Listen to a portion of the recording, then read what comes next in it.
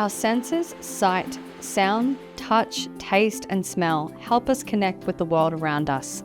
But did you know you can create a space at home to engage all of them and help you feel calm and relaxed? Start by choosing a quiet corner of your home. It doesn't need to be big, just a small space where you can focus. To engage your senses, add things that soothe you.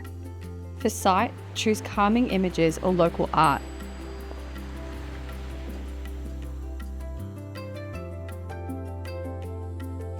For touch, try soft fabrics, tree bark, or a rough shell. For sound, a calming playlist or nature sounds can be helpful.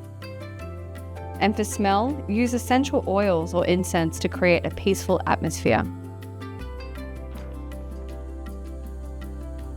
Once your space is set up, take a few minutes to relax. It's a place just for you where you can recharge, reflect, or simply be present.